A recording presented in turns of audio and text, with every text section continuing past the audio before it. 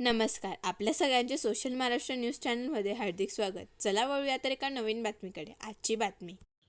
धुळे शहर विधानसभेचे लोकप्रिय आमदार अनुप अग्रवाल यांनी विधानसभेतील लक्षवेधी दरम्यान धुळे शहरातील देवपूर येथील पांझरा नदीजवळील पूर रेषेतील अतिक्रमणाची समस्या अतिशय प्रभावी व आक्रमकपणे विधानसभेच्या पटलावर मांडली व त्या प्रश्नाला राज्याचे महसूल मंत्री चंद्रशेखर बावनकुळे यांनी आपल्या उत्तरात अतिशय सकारात्मक प्रतिसाद दिला.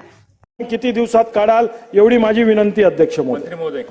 माननीय अध्यक्ष महोदय, माननीय अनुप अग्रवालच्या आजच्या लक्षवेधीमध्ये ही गोष्ट खरी अध्यक्ष महोदय की 51-52 मध्ये ही जागा अध्यक्ष महोदय जेलकडे होती आणि मग 2 जानेवारी 1960 ला ही 6.14 हेक्टर जागा ही आपली जेलकडनं कमी होऊन रेव्हेन्यू खात्याकडे आली, महसूल खात्याकडे आली.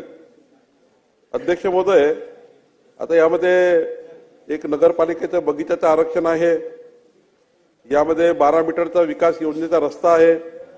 पण अध्यक्ष महोदय, मी स्वतः तो नकाशा बघितला, त्यामध्ये जी नदी आणि नाला ह्या दोघांची पूररेषा जी आहे ही 5.32 हेक्टरवर आहे आणि पूररेषेच्या बाहेर फक्त आता 0.82 हेक्टर या ठिकाणी एवढं क्षेत्र त्या ठिकाणी आहे अध्यक्ष महोदय. आणि या ठिकाणी 146 अतिक्रमण आहे, त्यातले 24 पक्के घर आहे. अध्यक्ष महोदय, खरं तर आपल्याला 2011 पूर्वीचे अतिक्रमण आहे, 1994चे अतिक्रमण आहेत.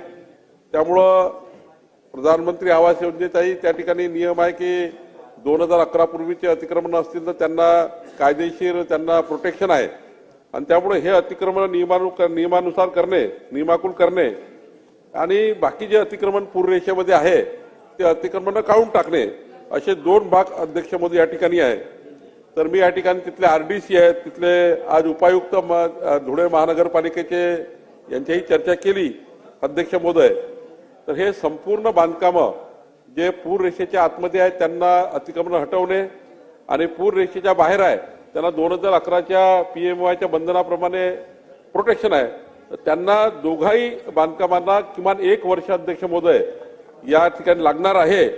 तर जे माननीय सदस्यांनी विनंती केली आहे की ही जागा रिक्त करा, ही जागा त्या ठिकाणी पोलीस स्टेशन करता पाहिजे आहे, कारण ही जागा पोलीस स्टेशनला देता येणार नाही कारण पूर नियंत्रण रेषेमध्ये आहे.